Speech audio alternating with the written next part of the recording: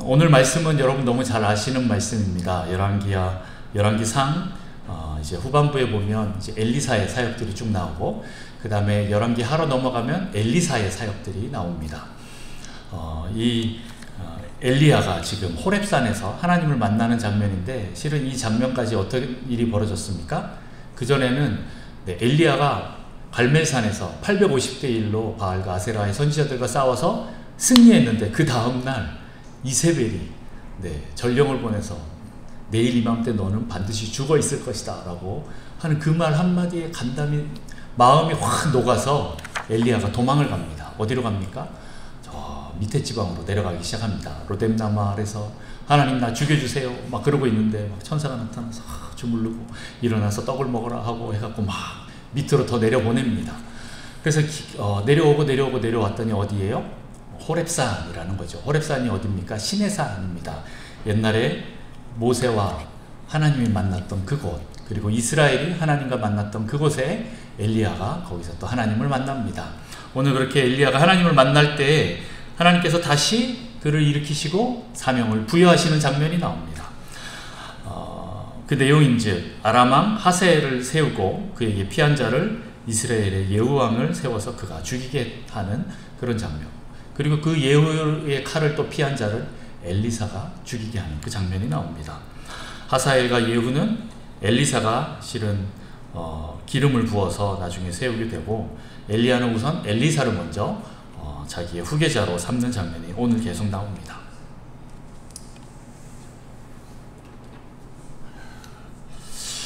낮에는 막 이 강대상 위에 있을 때 막 땀이 막 쩔쩔 나갖고 너무 더웠었는데, 지금은 또 선풍기를 트니까 또 이렇게 겉옷을 벗었더니 또 춥네요. 네, 그렇습니다. 자, 엘리야가 오늘 엘리사를 찾아가서 어떻게 그 후계자를 삼습니까? 겉옷을 던집니다. 겉옷을 던져서 이 부르는 장면이 뭐 그냥 그런갑다 할 수 있지만, 조금 더 제가 쉽게 이해하기 쉽게 설명을 한번 해보도록 하겠습니다. 엘리야는 겉옷을 엘리사에게 던졌습니다. 겉옷은 그 사람의 신분, 정체성을 의미합니다. 제사장은 어떤 옷을 입고 있을까요? 제사장의 옷을 입고 있습니다. 왕은 어떤 옷을 입고 있을까요? 왕의 옷을 입고 있어요. 선지자는요? 네, 선지자의 옷을 입고 있습니다. 각 지파별로 각 옷이 모양이 조금씩 다 달랐습니다. 저 옷은 레위 지파네? 저 옷은 유다 지파네? 사람들이 쉽게 알아요. 저 사람이 직업은 제사장이네? 선지자네? 뭐 이런 식으로 사람들은 쉽게 알았다라는 거죠. 다시 말해서 옷은 정체성이다 라는 거죠. 그 사람의 신분을 의미합니다. 엘리야는 오늘 자기의 겉옷, 다른 곳에서 보면 가죽옷을 입고 있었다라고 하는데, 다시 말해서 그 더운 지방에 가죽옷을 입었다라는 것은 제일 싸구려 옷이라는 거예요. 더운 지방에 어떤 옷이 비싸요? 얇고 가벼운 옷들, 시원한 옷을 입어야 됩니다. 근데 가죽옷을 입었다라는 건 제일 가난하다는 의미인 거지요. 그냥 이제 필요한 곳만 딱 가리고 이렇게 있는 겁니다. 누가 그렇게 또 입었습니까? 그렇죠, 세례 요한입니다. 세례 요한도 가죽옷을 입고 있었습니다. 그만큼 검소하다라는 의미인데, 좋게 말해서 검소한 것이 가난했다라는 거예요. 가난한 선지자의 옷을 지금 엘리사에게 탁 던지는 겁니다. 자, 이 의미는 무엇입니까? 뭐 이제 던졌다라고 표현하는데, 어떻게 보면은 뒤에 가서 이렇게 탁 입혔다 이렇게 표현할 수도 있습니다. 뒤에 뭐 조금 더 설명할 수도 있는데, 지금 앞에 먼저 설명하겠습니다. 지금 엘리사가 하는 일을 보면 좀 깜짝 놀랄 일을 합니다. 어떤 일을 합니까? 지금 밭을 가는데 소를 몰고 가요. 저는 그렇게까지 못 해봤지만, 여러분들 아마 소를 몰면서 밭을 갈아보신 분들 계실 수도 있을 거라고 생각됩니다. 혹시 계십니까? 저희 세대는 없군요. 저희 시골에 가보면 예전에 할아버지가 이제 경운기를 이렇게 사기 전까지는 집에 소를 많이 키워서, 제가 어릴 때 기억이 납니다. 이렇게 소를 가지고 밭에 가서 쟁기질을 해서 하는데, 한 마리 아니면 많으면 두 마리 이렇게 보통 쟁기질을 합니다. 그런데 오늘 엘리사는 몇 마리를 데리고 합니까? 예? 몇 마리예요? 12겨리소라고 나오죠. 뭐죠? 그 말은? 한 결의가 실은 두 마리인 거예요. 오늘 제가 오전에 멍에에 대해서 얘기했잖아요. 멍에가 네, 두 마리의 소를 하나로 묶는 그런 역할을 합니다. 한 결의라고 합니다. 그럼 12결이 쏘면 몇 마리입니까? 24마리를 여러분 한 사람이 다 몰 수 있습니까? 오늘 엘리사는 그렇게 하고 있었던 거예요. 몇 번째 소에서요? 제 12번째 결의소에서 뒤에서 하는 거예요. 한 번에 12결의소, 24마리를 한 결의 출발, 그 다음 쫙쫙쫙쫙 가면서 뒤에 따라가면서 하는데 그걸 컨트롤이 가능했다라는 거예요. 저는 좀 놀랬을 것 같습니다. 엘리야가 딱 보고, 야, 이 사람 다음 내 후계자다 하고 딱 봤는데, 우와, 24마리를 한 번에 다 컨트롤하면서 가는 거예요. 역시, 대단하다. 이런 생각이 들었을 겁니다. 내가 하지 못하는 걸 얘가 할 수 있구나. 라고 생각했을 것 같아요. 그러면서 이제 그에게 겉옷을 딱 던지고, 이제 입히면서, 자, 이제 내가 지목해서 너를 내 다음 후계자로 삼을 테니까 이제 나를 따르라. 이렇게 내가 선지자 후계로 삼겠다라고 이렇게 말하는 겁니다.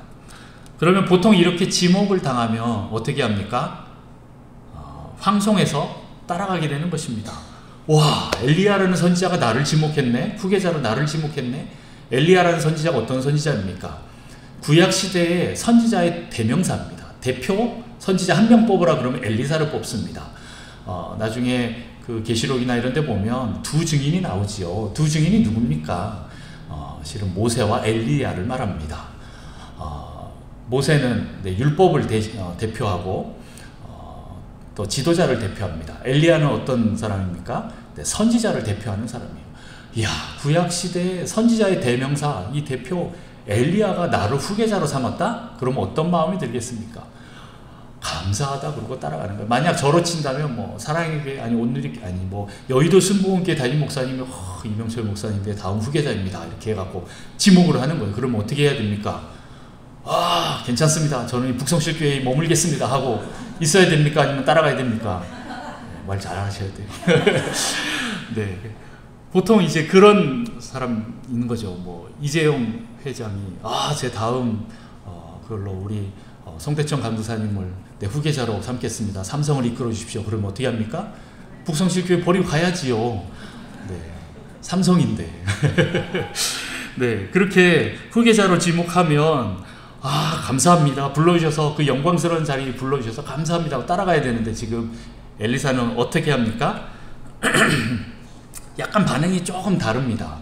우리 같으면 당장 따라와야 되는데 오늘 엘리사는 그렇게 하지 않습니다. 청하건대 라고 얘기를 합니다.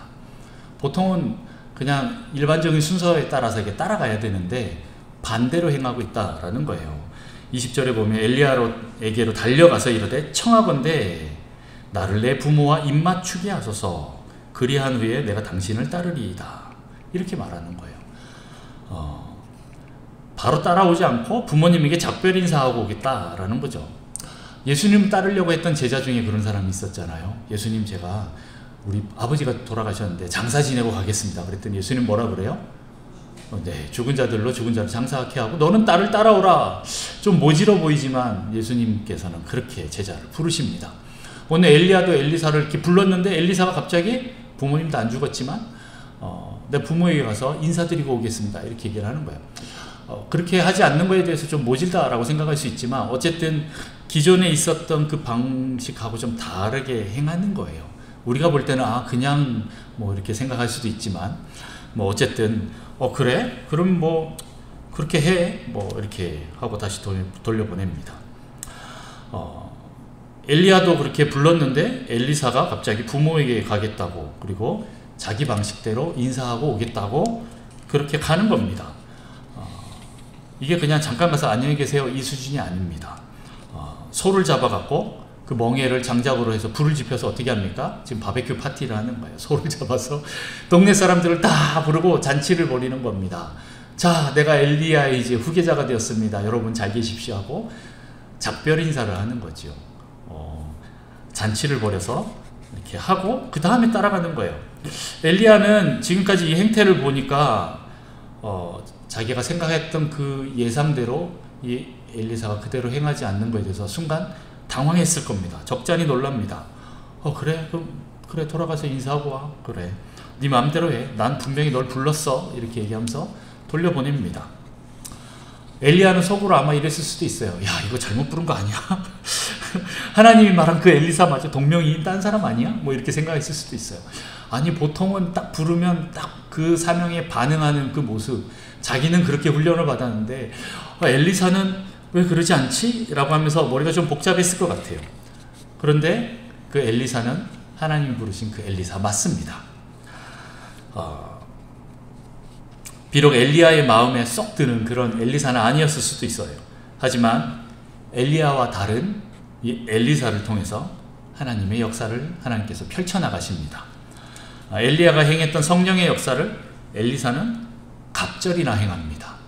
그리고 엘리야가 죽이지 못했던 그 이세벨을, 그리고 엘리사의 이 사역으로 그 예후를 세워서 예후를 통해서 그 예후가 아합과 이스라엘 가문을 완전히 다 진멸시킵니다.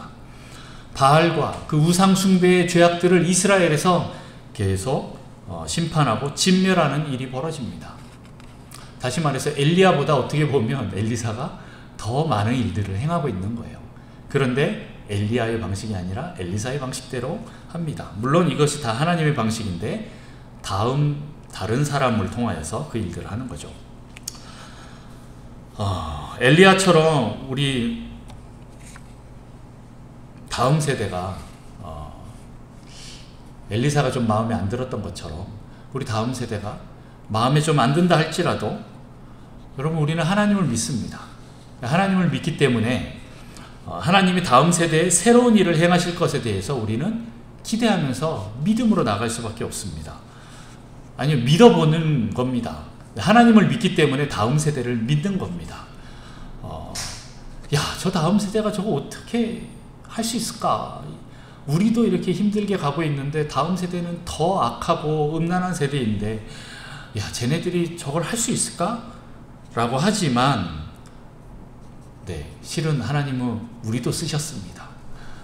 나를 기준으로 삼으면 안 됩니다. 하나님을 기준으로 삼아서 하나님의 방식으로, 하나님의 방법으로, 하나님의 능력으로 가는 것이 맞습니다. 그렇기 때문에 우리는 하나님을 믿기 때문에 다음 세대, 또 다음 사역자들, 다음 후손들을 우리가 기대할 수 있는 것입니다. 실은 우리도 우리 윗세대가 볼 때에는, 야, 저 밑에 애들 참 싸가지 없고 이기적이고 버릇없고 게을러 보였을 수도 있습니다. 우리 부모님들이 저를 볼 때 그 시각과 제가 이제 부모가 돼서 우리 자녀들을 볼 때 그 시각이 요즘 별로 차이가 나지 않는다라는 것을 보게 됩니다. 어떤 돌비가 발견됐는데 2000년 전에 기록된 돌비래요. 근데 그 돌에 뭐라고 쓰여 있는지 아십니까? 요즘 것들은 버릇이 없어 라는 거예요. 요즘 젊은 것들은 버릇이 없어 라고 기록되어 있다는 거예요. 2000년 전에. 네. 2000년 전에 실은 그때 당시에 젊은 사람들도 그랬다라는 겁니다. 요즘 젊은이들도 그 윗세대에는 항상 그렇게 보일 수밖에 없다라는 거예요. 실은 우리도 우리 윗세대에게 그렇게 보였다라는 거죠. 요즘에는 이제 세대를 나누는 말들이 참 많습니다. 뭐 X세대니, 요즘엔 또 MG라고 하죠. 밀레니얼 세대인가요? 네, M세대니, 그 다음에 또 Z세대니, 요즘 그 다음엔 무슨 세대인지 아십니까? 아시는 분, 우리 선생님들 중에 Z세대 다음 뭔지 아시는 분? 사탕 없나? 우리 선생님들 적극적이어야 되는데. 아시는 분 안 계세요? 네. 강사님 뭐예요? 네, 알파 세대라고 합니다. A, B, C, D 해갖고 Z까지 갔잖아요. 이건 뭐예요? 우리가 생각하는 영어 알파벳이죠. 네, 알파는 뭐예요? 알파, 베타, 감마. 이제 완전히 다른 문자로 넘어가는 거예요. 네, 요즘 초등학생들이 자기 보고 알파래요.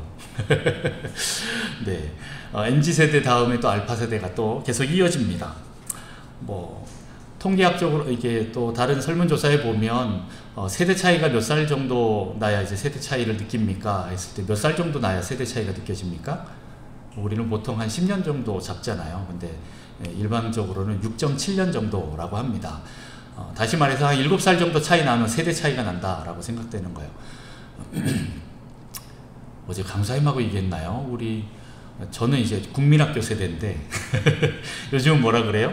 초등학교 세대잖아요. 여러분들 다 국민학교죠. 그런데 자기는 초등학교 나왔다고, 자기가 더 젊다고 이렇게 막 자랑을 한다고 합니다. 네, 초등학교 세대를 굉장히 자랑을 여기죠. 젊다라는 거죠. 그만큼 이제 세대에 대해서 많이 얘기를 하는데, 우리가 젊을 때 그렇게 보였던 것처럼 항상 새로움에 우리가 적응하지 못한다면, 그리고 그들을 이해하지 못한다면 우리는 아랫세대를 품지 못하고 계속 비판만 하다가 끝이 날 수도 있습니다.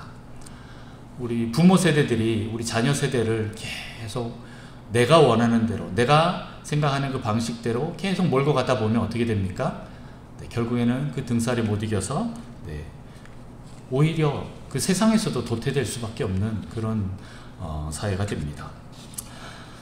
자, 우리 흔히 얘기하는 다음 세대라고 하는데, 저도 예전에는 다음 세대였습니다. 그렇죠? 여러분도 예전에는 다음 세대였습니다. 우리가 얘기하는 그 다음 세대는 뭡니까? 이제 새로 올라오는 세대들을 말하는 거죠. 그런데 이 새로운 세대의 특징은 뭡니까? 기성세대의 사고방식으로는 의사소통이 잘 안 된다라는 겁니다. 물론 이들이 자라서 40대, 50대가 넘어가면 또 어느 정도 될 수는 있지만, 좀 성숙해지면 될 수 있지만, 그럼에도 불구하고 10년, 20년이 차이가 나면 정말 생각하는 것 자체가 많이 다릅니다. 아마 어떤 분들은 저를 이해 못 하시는 분들도 계실 거고, 또 우리 지금 젊은 사람들, 중고등학교 아이들, 또 청년들은 그 아이들은 또 저를 이해를 못 할 수도 있습니다. 네, 어쨌든 우리는 서로가 의사소통이 잘 안 될 수 있다라고 하는 건데, 그거는 다 사고방식의 차이가 굉장히 크다라는 겁니다. 그렇게 하려면, 의사소통을 하려면 어떻게 해야 됩니까? 결국에는 그들에게 맞춰야 됩니다. 그들의 사고방식에 맞춰야 의사소통이 진행이 되는 거예요. 하지만 우리는 다 따라가기가 힘들죠. 그렇지만 그들과 관계를 유지하는 것, 이거는 우리가 놓치지 말아야 될 것입니다. 끊임없이 노력해야 되는 거예요. 내가 애들이 하는 얘기 다 못 알아듣겠지만 그래도 관계를 놓치지 말아야 되기 때문에 조금 피곤하고 힘들지만 따라가야 돼요. 그들의 용어, 그들의 문화, 그들의 뭐 노래, 게임, 어플 뭐 이런 것들 우리 실은 잘 못 따라가잖아요. 우리 어른들도 이렇게 쓰는 핸드폰 어플이 실은 거기서 거기잖아요. 근데 우리 아랫세대로 내려가면 완전히 쓰는 어플 자체가 달라요. 카톡은 그냥 장식용으로 있고요. 카톡 우리랑 별로, 어른들이랑 대화할 때 카톡을 쓰고 자기네들끼리 할 땐 카톡 잘 안 씁니다. 뭐 어쨌든 그렇게 다릅니다. 우리가 부모, 교사라면 여러분 우리 아이들이 좋아하는 게임 이름 정도는 알아야 됩니다. 혹시 우리 아이들이 제일 많이 하는 게임, 내 반에서 제일 많이 아이들이 이 게임을 한다라고 하는 거 혹시 아시는 거 있습니까? 김미애 집사님 혹시 아이들 어떤 게임 많이 하는지 아세요? 몰라요? 김영민 집사님 혹시 아세요? 몰라요? 네, 애들이랑 게임 이름 정도는 알아야 돼요. 뭐 던전이니 롤이니 뭐 이 정도는, 저도 이제 그 정도밖에 모르지만 아랫세대로 가면 갈수록 계속 새로운 게임들이 나오는데 도대체 이게 뭐야 그러는데 그게 안 되면 서로 대화가 안 돼요. 그런데 잘 모르지만 야 어제 롤 챔피언 그 리그 했다며 누가 이겼냐? 이 말 한마디 하면 애들이 마음 문이 확 열립니다. 네, 별거 아닌 것 같지만 그렇죠. 저도 지금 잉글랜드에 무슨 뭐 축구가 벌어지니 누가 잘하는지 잘 모릅니다. 그런데 그냥 우리 아들한테 야 어제 누가 이겼냐? 이 말 한마디 하면 애들이 막 줄줄줄 막 얘기를 합니다. 그래서 그냥 마지막 뒤에 가서 그래? 하고 그냥 고개만 한번 끄덕여주면 되는 거지요. 그러면 애들이 마음이 열리는 겁니다. 실은 관계를 맺기 위해서 우리가 그렇게 하는 거예요. 예전에는 가수 이름도 저 잘 몰랐습니다. 실은 제가 어릴 때부터 저는 굉장히 보수적으로 자랐기 때문에 어릴 때 어떤 가수들이 나오는 프로나 연애 프로를 집에서 틀 수가 없었어요. 틀면 불호령이 떨어지죠. 거의 지옥 가는 것처럼 여겨졌어요. 근데 요즘 우리 자녀들에게는 그렇게 못하지요. 도리어 야 BTS에 누가 이렇게 말하고 물어봅니다. 요즘에 좀 유행하는 걸그룹 누가 있습니까? 안미연 집사님 아시죠? 우리 할인 좋아하는 게 뭐가 있습니까? 누구 좋아해요? 에스파. 오, 네. 김민경 장로님 혹시 에스파 알아요? 네. 잘 모릅니다. 저도 에스파 이름만 들었지 요즘 애들 얼굴 보면 다 거기서 똑같이 생겼습니다. 거기서 거기입니다. 얘가 누구고 얘가 누구가 하는데 내가 볼 땐 다 똑같이 생겼어요. 다 똑같이 성형을 한 건지 잘 모릅니다. 하지만 저도 잘 모르고 어떤 때는 별로 마음에 안 들지만 이들의 문화를 존중해 주는 겁니다. 저는 어릴 때 그걸 죄악으로 여겼지만 지금은 그렇게 하지 않습니다. 물론 요즘은 이제 점점 더 악해지는 세상이기 때문에 그렇지만 하지만 이들을 영원히 온실 속에 가두어 둘 수만은 없습니다. 세상으로 나가서 세상과 부딪혀야 합니다. 실은 우리 자녀들을 저는 이제 홈스쿨을 시켰습니다. 세상에 나가서 아이들이 더 악에 물들지 않게 하기 위해서 신앙으로 믿음으로 성장케 하기 위해서 홈스쿨을 했는데 지금은 약간 조금 다시 한번 생각해 보게 됩니다. 그런데 이제 또 어떻게 보면 홈스쿨에도 장점도 있죠. 저희 아이들은 둘 다 이제 음악을 이제 전공하고 있는데 교회에서 또 집에서 또 홈스쿨을 하니까 애들이 좋아하는 걸 마음껏 할 수가 있었어요. 애들이 좋아하는 게 계속 뭐 피아노 치고 드럼 치고 이렇게 하다 보니까 자기가 할 것만 다 해놓으면 계속 그걸 했던 것 같아요. 그러다 보니까 애들이 지금 그 길로 가고 있습니다. 어떤 때는 제가 생각하지 못한 방식으로 반주를 할 때가 있어요. 우리 여희 굉장히 잘하지요. 여러분 보시기에 잘하지요. 속으로는 어떤 때 깜짝깜짝 놀랄 때도 있습니다. 우리 흔히 이제 얘기하는 교회에서 쓰는 용어지요. 이제 장로님 버전으로 좀 했으면 좋겠다 이렇게 생각할 수도 있는데, 네, 이렇게 합니다. 그런데 어떤 면에서는 참 너무 잘하는데 이렇게 생각해야 되는데 이제 다른 사람들의 이제 시각을 생각하다 보면 좀 자중했으면 좋겠다 이렇게 가다 보면 계속 애를 이렇게 누르게 되는 거지요. 자, 어쨌든 간에 이 아이들이 할 수 있는 대로 계속 좀 열어주고 이렇게 하는 것이 저는 참 중요하다라는 생각이 듭니다. 우리 다음 세대들이 만약에 이 주일 저녁 예배를 반주하러 온다, 뭐 중고등부 학생들이 이렇게 하러 온다, 청년들이 하러 온다 그러면 저는 대환영입니다. 물론 애들이 그렇게 오려고 하진 않겠지만 뭐 그렇게 된다 그러면 저는 너무 감사하지요. 물론 잘 할 수는 없을 수도 있어요. 뭐 전문가가 아닌 이상은 잘 할 수 없습니다. 그러나 저는 그들이 점점 더 세워지기를 원합니다.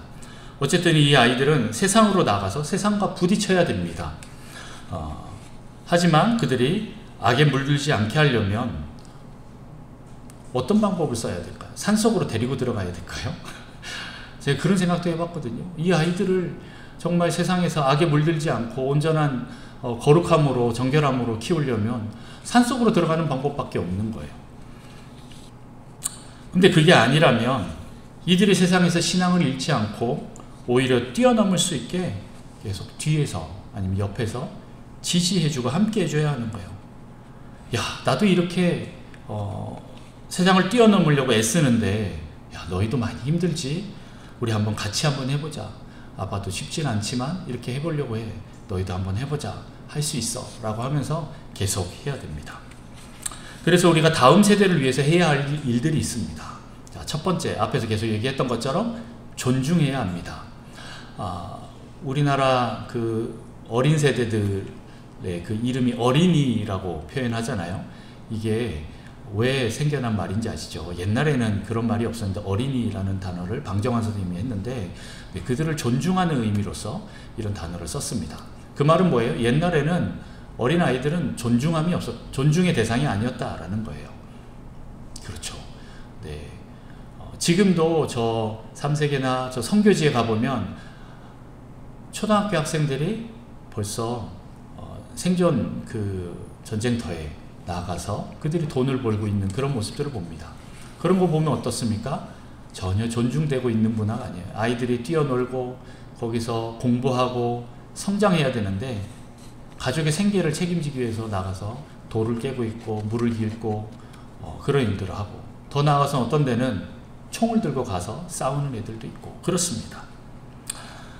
어쨌든 우리는 이 다음 세대가 잘 성장하기를 위해서 우리가 그들의 존재를 인정해야 됩니다. 존중해야 됩니다.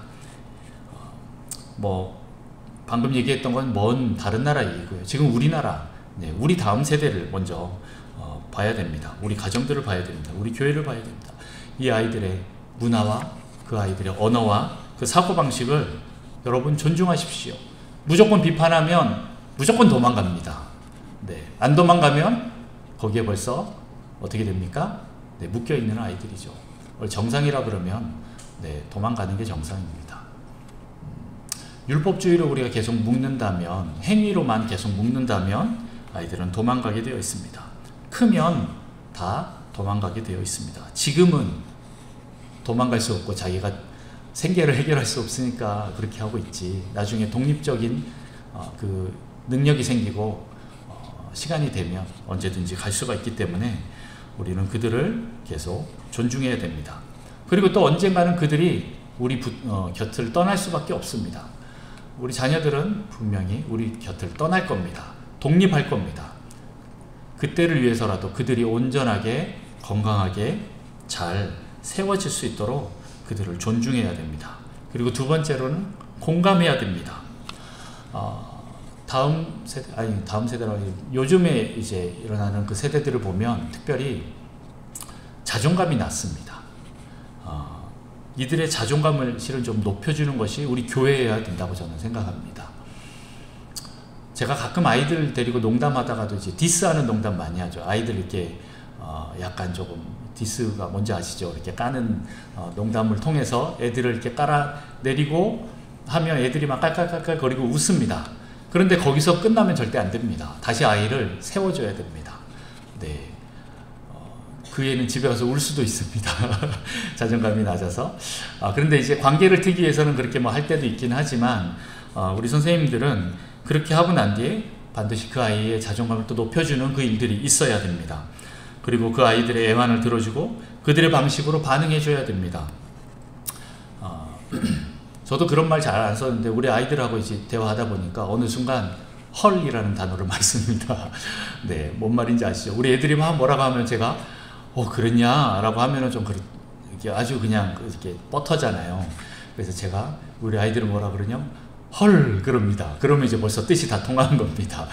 그 아이들의 방식으로 그 아이들의 언어로 이제 대답을 해주는 거죠. 그렇게 이제 공감을 해줍니다. 그리고 많이 힘들었지 하고 위로해주고 격려해줘야 됩니다. 이렇게 말하는 제가 100% 다 그렇게 하느냐? 그렇게 못합니다. 저도 맨날 이제 저희 사모한테 맨날 혼납니다. 왜 애를 그렇게 잡냐고. 네. 자, 그러면 우리는 어떻게 해야 할까요? 우리가 이들을 다 이해할 수는 없지만 이들과 관계만은 끊어지지 않기 위해서 노력들을 해야 됩니다. 실은 앞에서 얘기했던 이런 노력들을 우리는 해야 된다라는 거죠. 그리고 우리 아이들을 다음 세대를 위해서 우리가 해야 될 것 세 번째는 잘 들으십시오. 잔소리 금지입니다. 자, 따라합시다. 잔소리 금지. 네, 절대입니다. 뭐라고요? 절대입니다. 잔소리하기 시작하면 100% 마음 닫습니다. 잔소리 했는데 마음 열고 선생님 좋아요 이렇게 따라오는 사람 누가 있을까요? 네, 자기 부모라면 벌써 떠났는데 선생님이니까 그 앞에서 웃고 있는 거, 꾹 참고 있는 겁니다. 네, 잔소리하면 애들은 분명히 떠납니다. 다른 방법 분명히 있을 겁니다. 한번 잘 찾아보십시오. 잔소리하지 마시고 우리 아이들을 거의 뭐 이제 무건수행한다라는 생각으로 여러분 하고 참으십시오. 방법이 없습니다. 네, 잔소리 말고 아니면 또 관계가 세워지기 전까지는 잔소리는 절대 금지입니다. 자, 네 번째로는 전적인 수용입니다. 그러나 진리에 대해선 확실하게 전해야 됩니다. 이들에 대해서 수용하려고 하면 열린 마음이 필요합니다. 그리고 관계가 형성되면 그 다음에 진리에 대해서 전해야 합니다. 보통은 반대로 하죠. 진리 먼저 막 전하고 그 다음에 관계를 형성하려고 합니다. 아닙니다. 순서를 반대로 하지 마십시오. 반대로 해서 성공한 사람 제가 잘 못 본 것 같습니다. 물론 가끔 되는 사람이 있을 수도 있습니다. 그 아이들은 벌써 이미 때가 된 거고 준비가 된 건데 거의 대부분은 관계가 형성이 되고 나서 그 다음에 진리를 전해야 됩니다. 관계가 형성이 되려면 어떻게 해야 됩니까? 잔소리하지 말고 수용하고 공감하고 존중해야 됩니다. 물론 그렇다고 해서 걔네들이 네 알겠습니다 하고 다 따라오진 않습니다. 그럼에도 불구하고 그 아이하고 관계가 형성되도록 먼저 해야 돼요. 우리 초등학교 6학년에서 중학교 1학년에서 지금 다 올라갔지요. 네, 벌써 이제 반학기 정도 지났습니다. 아니, 반학기가 아니라 한 학기가 다 지났네. 반년이 다 지났습니다. 네, 그 아이들이 올라왔을 때 가장 아이들이 원하는 게 뭘까요? 복음에 대해서 가장 원할까요? 진리에 대해서 알고 싶어서 선생님한테 찾아올까요? 아니요, 선생님하고 관계입니다. 인정받고 싶어 할 겁니다. 물론 이제 사춘기에 들어가는 아이들은 그게 쉽지는 않습니다. 하지만 선생님들은 그 아이들 새로 왔으니까 자, 내가 이제 성경 공부로 이 아이에게 복음을 전해서 이 아이들을 완전히 변화시켜 보리라 하고 하는 것보다 먼저 관계를 맺는 게 우선이다 라는 거지요. 요즘 아이들이 잘 안 나온다 그러면 내가 야 좀 나와라 라고 말할 만큼 그 관계가 형성이 돼야 돼야 그 말이 나오는 거지. 그렇게 되지 않으면 먼저 관계를 형성하려고 해야죠. 야, 너 혹시 무슨 일 있냐? 어떤 일 있냐? 이렇게 물어봐야 됩니다. 너 왜 안 나와? 라고 먼저 나가면 네, 마음부터 닫고 네, 뭐 다음 주에 나갈게요 하면 또 반드시 안 나옵니다. 말만 그렇게 하는 거죠. 자, 그래서 우리는 어떻게 해야 됩니까? 다섯 번째, 이들을 뒤에서 기도해야 됩니다. 하나님께 사랑의 마음을 좀 부어달라고 여러분 기도하십시오. 제가 선생님들의 그 고충을 압니다. 특별히 중학교 애들 별명 뭔지 아시죠? 외계인이라고 합니다. 또 어떤 데서는 오크족이라고 불리기도 하고 네, 도대체 이해가 되지 않는 우리의 사고방식으로 이해가 되지 않는 그 족속들, 종족, 다른 종족이죠. 네, 걔네들을 도저히 사랑할 마음이 생기지 않는데 하나님 사랑의 마음 좀 부어주십시오. 하나님 억지로 하는 거 한계가 있습니다 라고 반드시 얘기해야 됩니다. 그리고 그 아이와 마음이 통하게 해주십시오. 관계가 연결되도록 여러분 계속 기도해야 됩니다. 그러면 어떤 한 타이밍이 딱 올 때 그때 준비하고 있다가 네, 그 아이가 딱 듣고 싶어하는 말을 한번 딱 해주는 겁니다. 그러면 그 아이들이 마음이 열리고 그때부터 관계가 시작되면 네, 그 다음에 차츰차츰 하나님이나 예수님이 얘기가 들어갈 수 있지 그 전부터 관계도 되지 않는데 처음부터 쉽게 들어가진 않는 겁니다. 물론 뭐 이 아이를 내가 어릴 때부터 봤어 라고 할 수도 있지만 그럼에도 불구하고 우리는 계속 존중해주고 공감해주면서 계속 관계를 유지해야 됩니다. 오늘 낮에 얘기했던 것처럼 사랑하면 어렵지 않습니다. 사랑하지 않고 억지로 하려고 하다 보니까 어려운 거예요. 그런데 우리는 정말 사랑의 마음이 올 수 있도록 계속 기도하고 그 사랑이 진짜 사랑이 올라올 수 있도록 계속 여러분 기도하셔야 됩니다. 그리고 내 반, 내 학생들만 챙기는 게 아니라 두루두루 내 주변에 있는 모든 학생들하고 다 친해지려고 한번 노력해 보십시오. 어떤 학생들은 내 담임 선생님하고는 관계가 형성이 딱 안 될 수 있는데 또 다른 선생님하고는 또 연결이 될 수도 있습니다. 그렇게라도 그 아이랑 관계를 맺어야 돼요. 물론 우선순위는 그 담당 선생님하고 계속 연결하도록 해야지요. 그런데 어떤 아이들은 담당 선생님하고 도저히 대화가 안 돼. 마음이 안 열려. 그런데 다른 선생님하고 또 열릴 수가 있습니다. 안 되면 그렇게라도 계속 연결고리를 유지하고 있어야 되기 때문에 여러분들이 다른 많은 학생들까지 좀 다 챙겨주셔야 됩니다. 많은 관계의 루트들을 만들어 놓으십시오. 이 아이들은 누군가 마음이 맞는 한 사람만 있으면 포기하지 않습니다. 자살하는 사람들의 특징도 아시지요? 그 한 사람, 대화할 한 사람이 없기 때문에 포기합니다. 그런데 그 한 사람만 있으면 포기하지 않고 끝까지 갈 수가 있습니다. 뭐 가끔 끝까지 말썽 피우는 아이들이 있을 수도 있어요. 못된 짓 하는 아이가 있습니다. 이 아이들의 심리는 어떨까요? 여러분 혹시 요즘에 유행하는 프로그램 금쪽이 보셨습니까? 금쪽 상담소 뭐 이런 거 보면 저는 보지 못했는데 어떤 한 아이가 나왔는데 굉장히 폭력적인 아이가 나왔대요. 그런데 알고 보니까 부모님이 그런 사람이었어요. 그럼 솔루션이 뭐죠? 부모님의 그 폭력적인 언행과 억압들을 잠잠케 하는 겁니다. 참게 하는 겁니다. 아버지가 꼭 참습니다. 참는데 이 아이가 어떻게 합니까? 그러면 더 잘할까요? 내가 참으면 안 때리면 욕 안 하면 더 잘해야 되는데 안 그렇습니다. 더 심하게 합니다. 왜 그럴까요? 더 못된 짓을 합니다. 왜 그럴까요? 그 아이들의 심리는 내가 이렇게 해도 여전히 날 사랑하는가를 부모님을 테스트합니다. 차라리 내가 혼나고 맞는 게 더 편해 라고 생각할 수 있죠. 부모님이 날 사랑하는 게 더 어색하기 때문에 그럴 수 있는 거예요. 내가 이렇게 해도 되는가? 실은 부모가 나를 참아주고 수용하는지 계속 보는데 왜 그러냐면 실은 그 아이의 자기의 자아상이 낮기 때문에 그래요. 자존감이 낮기 때문에 그래요. 실은 자기가 알 수 없는 그 무의식 속에 뭐가 있냐면 자기 존재는 밉다, 자기 존재는 나쁘다 라는 개념이 있어요. 그게 가득 차 있기 때문에 착한 아이의 짓을 잘 못합니다. 처음부터 쉽게 그렇게 바뀌지 않습니다. 계속 자기가 부모의 사랑을 확인하는 방법이 자기를 더 밉게 보이는 거예요. 계속 더 폭력적으로 나가는 거예요. 더 욕을 하는 거예요. 그렇게 해도 부모가 나를 사랑하는가? 이걸 끝까지 보는 겁니다. 우리 주변에는 이런 사람들이 생각보다 많습니다. 네, 아이들을 잘해주거나 아니면 우리 어른들을 잘해줘도 끝까지 더 힘들게 하는 사람들이 있죠. 왜 저럴까? 이 정도 되면 보통 같았으면 돌아서야 되는데 안 그렇다라고 하는 것은 실은 그 내면 안에 자기가 끝까지 수용받지 못해서 끝까지 한번 이렇게 해보는 경우도 있습니다. 자, 어쨌든 우리는 그 아이들을 또 그 어른들을 다 수용하고 받아줘야 됩니다. 그러나 행동과 존재는 분리해서 하는 것이 필요합니다. 지금 막 그렇게 난리치는 그 아이들에게 야, 너의 존재는 너무 사랑스럽고 참 존귀해. 하지만 너의 지금 그 하는 행동은 다른 사람들을 힘들게 해서 옳지 않아 라고 분리를 해줘야 돼요. 그 아이에게 무조건 행동에 대한 것만 얘기를 해버리면 어떻게 됩니까? 존재도 거절감을 같이 느낍니다. 그러나 너의 존재는 정말 존귀하고 사랑스러운 존재야. 하지만 너의 행동은 잘못됐어 라고 얘기를 해줘야 돼요. 네. 그래서 행동과 존재를 분리시켜줘야 됩니다. 이거를 이제 또 다른 말로 I 메시지라고 하지요. I 메시지를 해야 돼요. 그렇게 하니까 다른 사람들이 힘들어. 선생님이 너무 힘들어. 라는 것에 대해서 얘기를 하는 겁니다.